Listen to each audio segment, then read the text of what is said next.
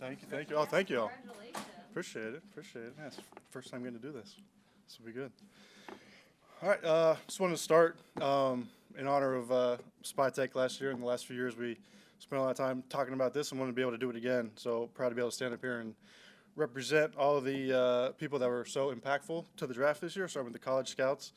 Tony Hardy, Byron Kiefer, Antoine Murray, Andy Spire, Brian McLaughlin, Cesar Rivera, Zach Smith, Emmett Clifford, Corey Finney. So guys spent a lot of time on the road, very impactful to everything we do with the draft, all the character stuff. They're crucial to that, all the culture in the locker room that we all speak about. They're the lifeblood of that. They get that process started. They do a tremendous job. The pro scouts that help out with the draft, Sean Connolly, Donovan Cotton, Shannon Hogue, Shane Scannell as well with all the team needs. Football technology, Spencer Dill, Joey Larwa. Wouldn't be able to do this without those two. Our scouting assistants, Jeremiah and Jordan, all the point of attack tapes they make, labels, magnets, along with Peyton Roth, our scouting coordinator. Shout out to our player engagement staff, Duke and Tyler. We got all the medical assistants we had too. We had a lot of conversations with Bobby and his crew, Dutchie, John, Sammy, and all the doctors. A lot of great conversations with them over the past few weeks, trying to make sure we're on our P's and Q's with all the medical stuff. The video staff for all the help, Brett, Matt, RJ, Levi, and Justin. Q's guys, Timmy, Zach, and then Joe Dow for driving on everybody around on all the 30 visits. Did a great job too. And then lastly, shout out to obviously Jackie and Greeny for all the stuff they support us with throughout the last few weeks. And then Beal, who you guys got to talk to yesterday, and then obviously Jason and everyone else that comes with this process. We're jacked upstairs. I think the theme of this was we got to draft a lot of the guys that really brought joy to us in this process. Were fun to watch throughout the whole entire process. I think there's been a lot of energy I saw from some of the guys that you got to talk to already, so that was definitely a point of emphasis there too. So open it up to whatever questions you guys have. Speaking of energy, Tez Johnson has got a lot of energy. Tell us about your process with him, Yeah. and kind of a rare breed at 154 Yeah. pounds, 4.51 speed. Yep. He's not a 4.3 guy, but do you see some Tank Dell in him? That's one of the players he said he kind of models his game out. Yeah, for sure. We talked about that. There's not a lot of guys that have, cracked it under 160, but you got the 2-2 Atwells. You got a guy like Tank Dell. He doesn't play 4.5. He plays a lot faster. There's a lot of instances when he's the fastest player on the field. There's multiple games where I thought he was the best player on the field too. And his roommate 2 years ago, Bucky, he will vouch for that guy every day. He's one of his best friends. Plays the game the same kind of way. So that really excited us. And then got a chance to spend time with him at the combine. He was one of our formal interviews, and he just lights up a room. So I think he'll be a great impact in the locker room and then on the field with his ability with the ball in his hands. Also special teams too. For sure, yeah. I mean, he was a really good punt returner for them, and I think we'll have a chance to compete for that job with us here too. Do you see Elijah Roberts kind of filling in that William Gholston kind of Logan Hall type role, or do you see an expanded role beyond that for him? I think he's got the ability to do a lot of things. He's a pressure player that can get to the quarterback. I think you start there and you see he's 285 and he runs in the 4.8. He's got long arms, a lot of production, both TFLs and sacks. So I think his role on third downs and sub packages, he's going to be a guy that we can move around. We can stand him up, play him off the edge. I think he's going to be really good rushing inside over guards too. And the base stuff, I think, there's a chance we get creative with him too. I think he can play end. I think he'd be the 4-eye, 5-tech too, and we can also stand him up. So I think there's going to be a lot of versatility that he's going to be able to offer us. Probably you guys have had a lot of success with small school guys over the years. Yeah. What about David Walker? Yeah. Would give you the confidence to think that he can maybe not have the exact same numbers, but have success Yeah. at this level? I think we probably always talk about this. He was the most dominant player on the field. And when you watch those small school guys, it's kind of a thing everyone always says in our profession. It's like if he's not the best player on the field, then probably gives you some pause. But time and time again, David Walker showed up, then goes to Mobile and does the same thing there. So there was a lot of positivity take from his time down at the Senior Bowl too. But that was another guy we spent time with at the Combine and feel really good about not only the athlete but the instincts, the power, the speed, his ability to help us on special teams too, and rush from off the edge. But I think he's another guy that we have some versatility with too. Benjamin Morrison was talking about having that hip surgery, that the bilateral surgery, and it seemed like from what he was saying, it was to kind of correct a condition, rather than like an injury. Did that kind of help you in the decision-making process? Because he had the other surgery done on the other hip Back coming when he was out of in high school, correct. and certainly he played well at Notre Dame, right? Can you just speak to that? Yeah, it was definitely a conversation. I'll probably try to keep all the medical stuff between us and the docs, but it was something that was discussed, and it does make us feel a little bit better. Yeah. You guys made some additions to your defensive backfield, Yeah. you know, addressing outside corner and also, well, actually both guys can play outside corner, Yep. but one likely going to be inside at nickel. Can you just speak to that and what they bring to the table? Yeah, I think when you watch Benjamin Morrison, you watch Notre Dame's defense, they're really well coached on defense. He likes to be up at the line of scrimmage. That's where he does his best work. And then going back throughout his career, he's a guy that can take the ball away. So he's a big corner. He's young. He's instinctive. It means a lot to him, and he can take the ball away. Parrish, another guy that was down in Mobile, stood out there for his athletic ability.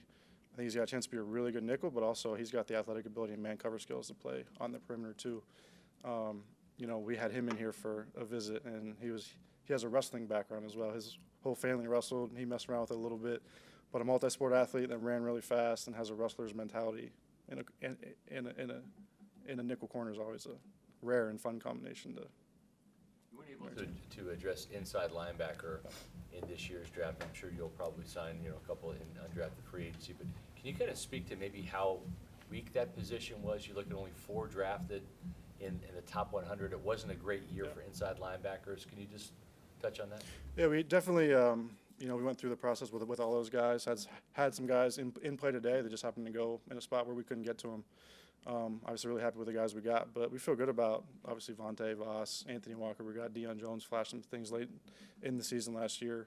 So we think we got a pretty good group in there, and we'll try to supplement it after the draft here with some good players, most of the guys that can probably help us on special teams in year 1 and see where it goes from there. The offensive line, you look at it, there's some players on the board. You guys haven't really drafted a depth offensive line player in a while. It's been guys to hopefully be starters, and you've gotten that out of all of them that you've drafted. Was there any interest in maybe looking at a depth swing tackle or interior guy who can play maybe, you know, center? Because Ben can play it, but you really don't want Ben to play it because now you need to put someone at left guard. Is there someone that kind of fills that? Yeah, that's another position. Obviously, we talked about everything, but tackles are always hard to come by, and I think Eli can do both center and guard, and Ben can do center and guard. So I think we've gotten a pinch, and obviously we got Raekwon here too, and Sue is still rehabbing a little bit, but I think he's going to be in a good spot too. So we have bodies there that can make our team and compete and help us there. So, but that's another spot post-draft that we're definitely going to put an emphasis on. This is the second year in a row Jason hasn't made a draft day trade. Greeny's beside himself. So Greeny and Jackie are on the phones this year. I don't think anyone else's phone rang. And after the third one, I was like, all right, this is going to be the round we're going to trade back. And then we're going to pick. We like this guy. So we've done pretty well sticking and picking lately. So I think we've got a nice little groove of doing that. But I know Greeny's getting a little antsy upstairs. So. Who are you most excited to see come back from last year's draft class into year 2? Maybe not the marquee picks, but the undrafted guys who work behind the scenes. That, you know, safety's a position that you guys didn't address in the draft, but you did pick up 2 UDFAs last year in Wisdom and Banks, and they stayed with the team the entire season. Who are some guys that in that kind of role that you're excited to see come back? Yeah, I'll just shout out those 2 guys. Those guys are here every day in the offseason too. Cam Johnson's another one that had some injury issues last year, but he'll be a guy that will be in the mix with Tez to compete for that return job too. But those 2 safeties, just talking about those guys too, like they're here all the time. They represent all the character stuff that we're about too. So it's good to see those guys around and really committed to the process too. And that group last year, I think we got a chance to have somebody pop out of that too. So hopefully we can do as good this year. Do you have a sense like how much these rookies will contribute? I mean, like last year, it became, you know, there was injuries, but there was, you know, you had some elite guys step up, sure. you know, Bucky and Jalen and different ones, and of course, you know, having Graham. Yeah. Do you know when you come out of these drafts that like, hey, we got 3 or 4 or 5 guys here that's going to absolutely rip it for us? Yeah, I think when we're starting and we're stacking the board, trying to figure out best player versus need, it does come into play there. Obviously, I think Mecca's going to have a big impact for us. I think both corners are going to play a lot. And I think we're excited about trying to find Walker a way to get on the field, and it's probably going to be third downs come early. We do, as everyone said, we do feel good about that room with Yaya, Hassan, Nelly, Braz. So, like, he's going to have to really prove himself, but I think he's got the ability to do it. And then I think the D-line, too, like, he's going to be able to get into the rotation pretty quickly. And, again, also on the third down stuff. But I think Elijah's going to have a good chance to help us a little bit, too. And so that said, do you think you're going to be a better team to pressure the quarterback? That was the big thing. I think we're going to be a better team pressuring the quarterback and a better team probably taking the ball away, too. Yep. You look at, you know, with Benjamin Morrison and especially Jacob Parrish. They're really good in press coverage as well too. And obviously you guys haven't been able to play press as much because you haven't been able to get home with 4, so more responsibility on the corners, easier to kind of put them in the zone coverage.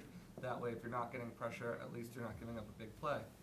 With that philosophy of bringing in Reddick, getting Walker, getting Roberts, do you guys feel like maybe it's something you could kind of go towards more if you can get pressure with the guys that you brought in to help supplement the pass rush? I think that's always the goal, is to be able to get pressure with 4 and have corners that make it really hard no matter they're off or they're in press or in man or zone, is just to disrupt the catch point. And I think now we have guys that can take the ball away and 2 guys that can really run too. So I think if we can get pressure with forwards, I think we'll be better at, then that will allow us to be a lot more versatile and hopefully press a lot more in coverage. Yeah. The most notable day 3 pick that you guys have had recently was Bucky Irving. He had a phenomenal rookie season. At what point did you know, at what point did you feel like we've got something special here?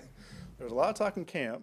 There was a lot of talk like, this looks a little different. And then was it the Washington game early on? I mean, he had some big runs there, and then Denver too. So it was always there, and you're kind of always like, well, we'll see. But I mean, he's just wired the right kind of way, and he's here. He's still the same. He's still coming in here early morning and busting his butt. So When you have a player like Morrison who was coming off the injury and wasn't really able to run the 40 and do some of those athletic testing things, and maybe because he was an underclassman, didn't really have like that junior day at Notre Dame, how do you get a gauge on his speed? Do you rely on what the Notre Dame training staff says as a freshman or sophomore he ran this, or do you use some technology to find out the miles per hour on film? How do you glean how fast somebody is? I think you guys aren't going to be surprised, but we just watch the tape, and if he's playing fast, then we pretty much stick with it. That's kind of how we are. We have dabbled into a little bit of the GPS stuff and the player tracking stuff. Not always the most reliable. You get the instances of like, hey, he's running with a vertical, so he's going to open up more. I think Ben's got the instincts where he's normally in phase and position, so he's not stressed to have to run like that. So we do have access to some of that stuff, but really, I mean, I think you guys have been around us long enough. You know, we're basing most everything off the tape and how fast we think they play. He said he had a showcase about 4 days ago or I guess now it would be 5 days ago. What was he able to show during that workout that gave you guys the confidence that he could play? I think that he's trending in the right direction. Obviously, his tape speaks for itself. He's a very talented player.